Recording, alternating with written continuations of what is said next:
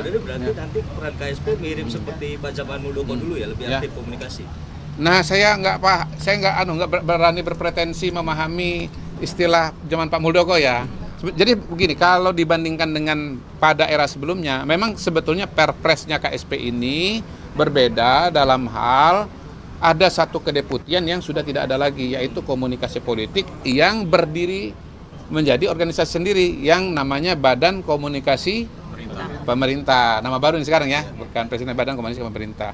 Tetapi karena memang program Presiden kita ini banyak sekali, banyak yang baru, kemudian betul-betul pendekatan-pendekatan yang sangat fundamental ya, berbeda, maka ini harus rame-rame semua KL gitu. Tapi khusus di KSP, karena tadi saya bilang KSP ini punya kelebihan karena dia bisa keliling program-program prioritas. Jadi dia memahami bukan hanya dari teks, tetapi juga kita verifikasi ke lapangan. Contohnya saya ya, Sekolah Rakyat itu bukan cuma teman-teman di sini membantu perpres, tapi juga saya datang ke calon siswa, lihat proses renovasinya. Jadi kita bisa memberikan konteks. Atau misalnya seperti MBG ya kan. MBG ini mengambil porsi pendidikan misalnya. Tidak, sebetulnya dia menjadi bagian yang inherent dari persoalan membangun kualitas sumber daya manusia. Pendidikan untuk apa sih? Untuk sumber daya manusia kan. Nah, kualitas sumber daya manusia itu selain materi pendidikan yang diberikan, kan juga ada kesiapan anak-anak peserta didik. Nah, kalau peserta didik kita ini kurang gizi, maka dampak dari pendidikan itu kan akan tidak maksimal. Tidak banyak yang tahu bahwa 20% anak-anak kita masih stunting. Nah, stunting itu apa? Kurang gizi. Kurang itu apa? Senjang. Jadi MBG itu menjadi solusi untuk masalah kesenjangan gizi.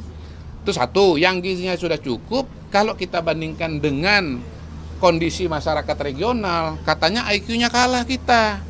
Ya, kalau IQ kita kalah, kita nggak bisa bersaing. Makanya dengan MBG, mudah-mudahan gizinya juga meningkat, IQ-nya juga meningkat. Sehingga kita betul-betul punya SDM yang berkualitas. SDM yang berkualitas mendapatkan guru yang bagus, kurikulum yang bagus, perlengkapan pendidikan yang oke. Apa kemarin? Smartboard, ya kan? Sekolah direnovasi, ada smartboard. Nah, itu semua akan menjadi satu sistem, ya, sistem yang menyeluruh untuk meningkatkan kualitas sumber daya manusia. Jadi kita melihatnya jangan parsial saja, seolah-olah pendidikan itu, maaf nih, hanya aspek sekolahnya saja, tetapi juga aspek gizinya, aspek peserta didiknya itu disiapkan mulai dari yang paling fundamental. Hal semacam itu, perspektif semacam itu yang mudah-mudahan kita nanti bisa akan bantu untuk jelaskan, gitu teman-teman. Tugasnya dengan Badan Komunikasi, ya. Nah, nanti kita koordinasi lah, ya. Kita koordinasi, intinya akan saling memperkuat, ya. Dengan Pak Angga itu udah teman lama juga, ya. Bestie. Tahu aja nih kawan-kawan. Ya, udah bestie, ya. Mudah-mudahan nanti teman-teman akan mendapatkan informasi dengan lebih banyak, perspektif yang lebih kuat, sehingga tentunya lebih memudahkan teman-teman semua juga gitu. Saya selalu mengatakan begini, antara kebijakan dengan komunikasi itu dia satu kesatuan. Kebijakan publik itu adalah hulunya, komunikasi itu adalah hilirnya. Nggak ada kebijakan publik, nggak ada komunikasi.